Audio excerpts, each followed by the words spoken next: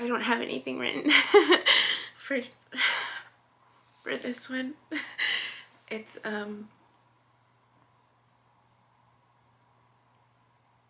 think, again, it's just in efforts of being transparent with the process.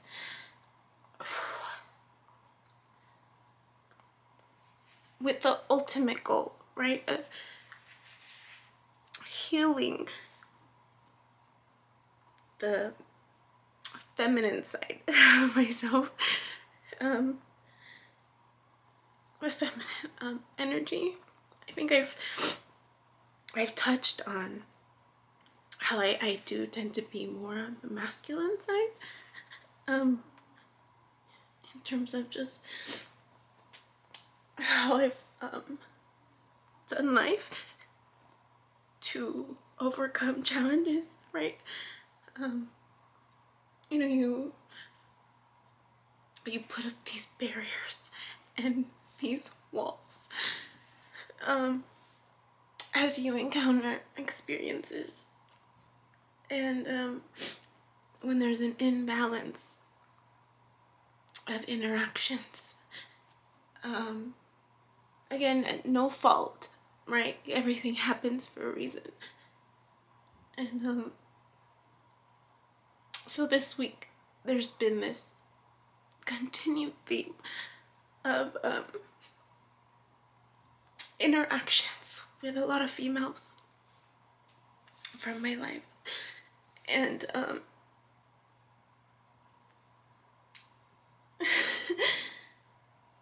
I mean, I remember growing up and feeling the imbalance in my home, and that feminist side of me, you know, like dominated, kind of came out. So I grew up, you know, with this thought process of never getting married. I don't want to have children. Just, you know, because of what was going on around me and just the imbalance of how things were playing out, and thinking that that approach would protect me, you know? And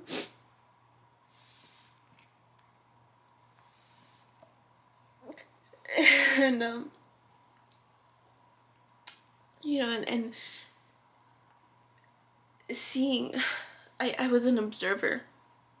You know, I was told that I didn't say much growing up, and I just remember just observing and taking everything in, and seeing the challenges that what not having an education, you know, just the ripple effects of that, and you know, not wanting to depend on man to provide, and wanting to make sure I could take care of myself. And so that, you know, crossroads, right, of like, do I go this route and just focus on work and education, career, or do I go this other route of becoming a mother? And my thought process around motherhood has always been skewed, of course, right, based on your experiences. And then it shifted when I saw the value in it, again, just by observations. And then by me taking that initiative to, like, babysit my nieces and my nephews for weeks, you know, for the holidays, giving my siblings or my cousins a break. And seeing how much work it was to just kind of be on all the time, even when you're sleeping, right? You're waking up to make sure they're okay. And this,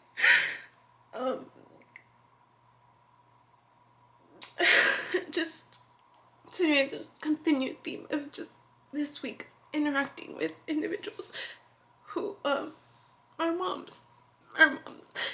And, always acknowledging, right? I've always acknowledged the sacrifice that it is. How much of a mother gives to their children, right? The next generation.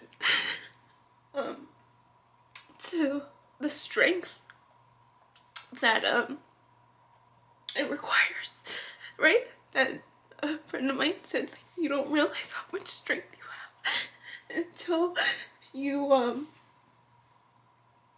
have children, right? It just, then that's it, like it just comes out to protect your young. And I always saw that. I always saw that. I don't have children, so I can't really speak to that. That I know how it feels. What sucks is when you get those low blows, right? When they're like, you don't have children, you don't know. Those are really low blows. Because it's not that, a big part of it was that I didn't want to have children. Another part was that it just never felt right. And then I kind of even, the pressures, right? I mean, I was married for 13 years, so it's like the pressures of just initially, right, of like, when are you gonna have children? When are you gonna have children? It just, I hated the pressure. I hated it. And then there's the blame game of like, well, why isn't it happening? And then later on, in retrospect, thinking, wow, I was under a lot of stress, right? Like, your body just doesn't function when you're under a lot of stress. And then I'd have to admit that in the last couple years, it's está naciendo un poquito más, that desire, it just growing little by little, interacting with the kids, and my nieces and nephews, and I love them all dearly. I always made an effort to, I was inspired by my aunts growing up and wanting to be a part of their lives, right? And I think about old tribes and just how they would do life together, and there were women who didn't have children, and their purpose was to help their fellow female, energies and constructs with the child rearing, right? Because it takes community to raise a child. This expectation that one household can do it all, it's so unrealistic. And so anyway, so this week I I had been trying to encourage a friend of mine, to step up and embrace her leadership skills, because she has leadership skills in her, and she's afraid of speaking in front of a crowd of staff, and she's just like, I'm not ready for that all staff meeting type of presentation. And I said, of course you are, you're a mom. And I put, moms are built to be forced to be prepared for anything. They've learned to function under fire for the sake of their kids, and so it's just a matter of generalizing those skills. And then I put, feel the fear and do it anyway should be the model for all moms out there, right? Because moms are, you see those videos of the super, human strength, and I think it was a video of like a child underneath a car, and the mom just like lifted up the car to save her child, right? And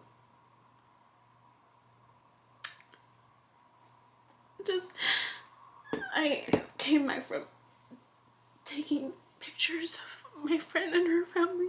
She has 5 kids, and I remember starting to take pictures of her and her family when she only had I think two girls, and just talking about how she realized that her purpose in life was to raise her children, right?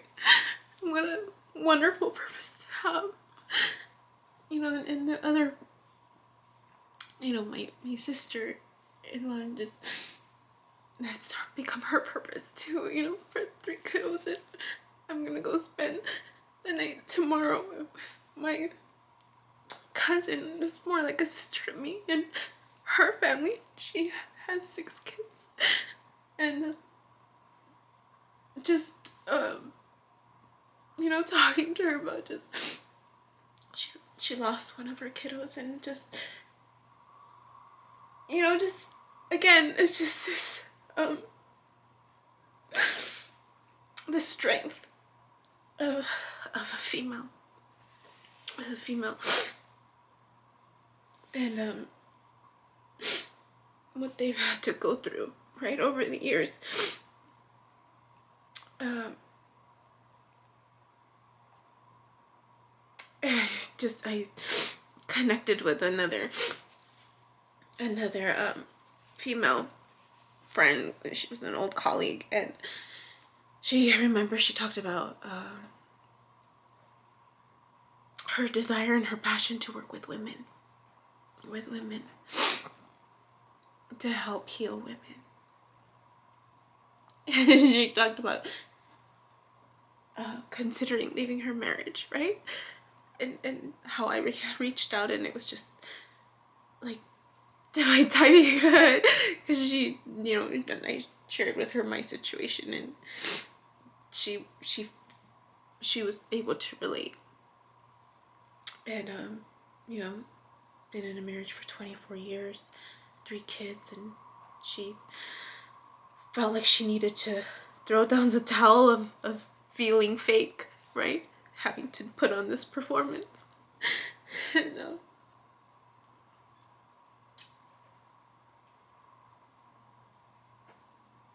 I finished reading Miss Pima's book. And the second to last chapter is learning from our teachers. And it talks about how she identified the teachers that she wanted to learn from, and how ultimately you get to that point of looking at life as your teacher, your ultimate teacher. Each interaction, right? The little opportunities that you don't even realize are there sometimes when you're emotionally just overwhelmed. But they're there. They're always there. They're everywhere. And today someone recommended a movie, and I thought, it's been a while that I watched TV. I used to watch movies all the time, when I was stressed. When I was stressed, I would watch, sorry, my neighbors with their pipes again. But I would watch a lot of movies, growing up, and up until recently, I did watch a lot of movies as a way to cope, right? As a way to mentally detach from my reality. And, but I remember not liking it after a while. Like, gosh, I don't want to waste my time watching movies. Not that movies are bad. They serve a purpose. There's creativity in the thought process that goes into creating something beautiful. And those movies I really appreciate and love watching. The ones that really move you, and the ones that make you think, and the ones that make you look at life differently. And so this good friend of mine, dear friend, she recommended a movie called My Teacher, Octopus. And it's on Netflix, if you guys have Netflix. I was crying through that movie. The life cycle of this octopus, and how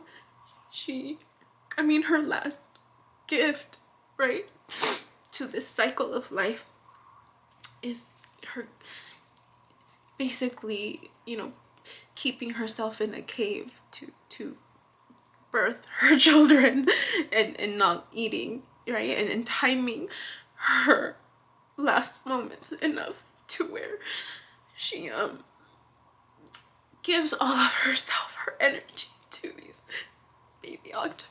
And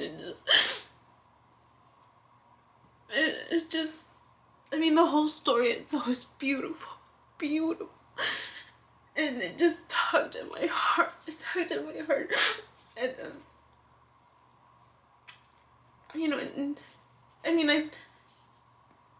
since I've moved out, that awareness for myself, right, about embracing embracing that possibility of maybe being a mother, even though I'm 40. Even though I'm 40 years old.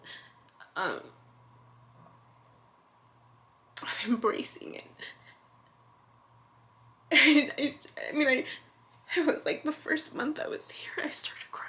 Right when I had that realization, I do want to be a mom one day, you know?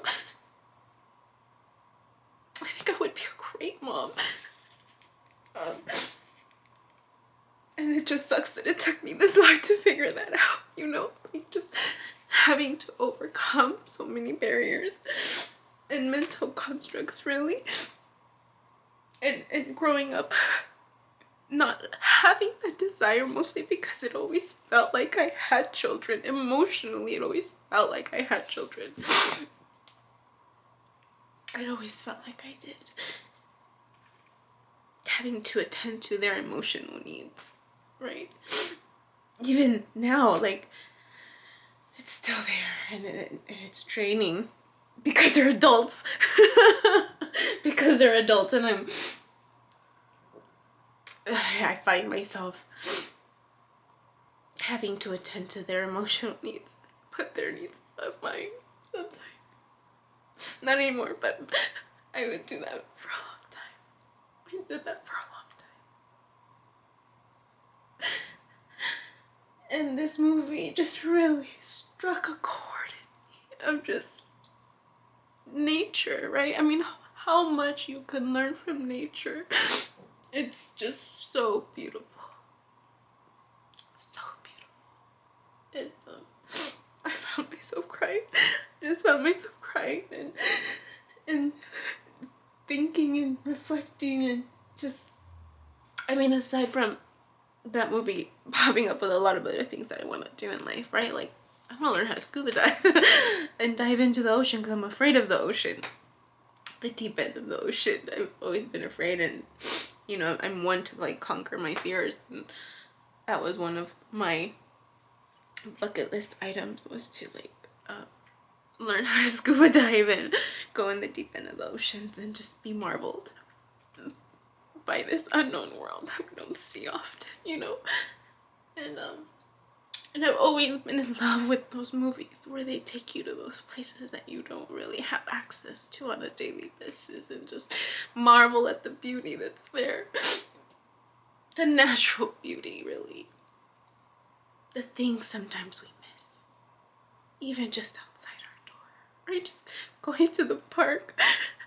Today I went to the park, actually, and I had a whole hour by myself before my friend and her family showed up for the photo shoot, and I just put music on. I was dancing, and it was just so beautiful, and I looked up at the sky, and the clouds were, it was so windy that day. It was beautiful. It was just beautiful.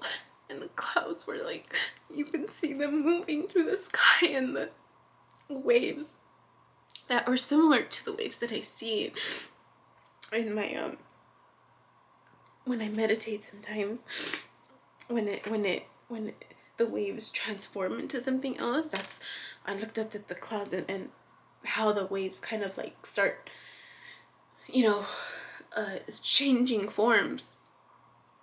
That's what it reminded me of. And there was this one really cool image that popped up that I was just blown away. It looked like an eagle. It looked like an eagle. I don't know if you guys can see that. It will show it really clearly. But it looks like an eagle with the wings. I thought that was so neat, and I took a picture of it. And then I remembered how cool it was when we were younger, just laying on the grass looking up at the clouds and seeing the images that would pop up, right? How our mind just kind of gets caught up in the creativity of that, and just the relaxation of being in that moment.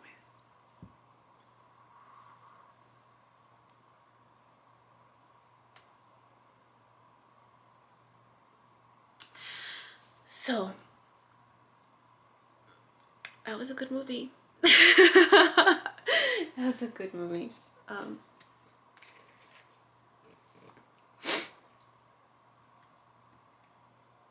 I don't know. I mean,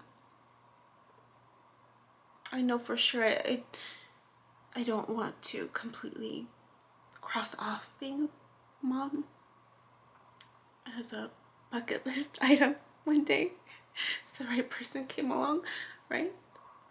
Doesn't matter how old I am. Initially, I did put a cap on that, but I think with this new chapter in my life, anything is possible. And I don't want to close myself off if that becomes an option. If it happens, on its own. If it's supposed to. Yeah. That was all. Just this continued theme.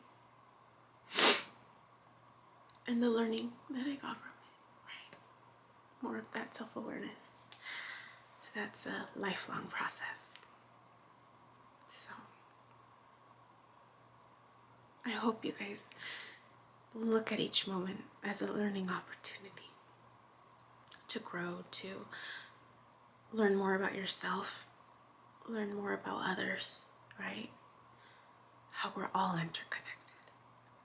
And we all contribute to this bigger puzzle image, right? We're just pieces of this big puzzle. And how much we impact each other. It's a big deal. It's a big deal. And I think if we go through life remembering that it's a big deal, then the small actions we take will be more meaningful and more purposeful for the betterment of everybody.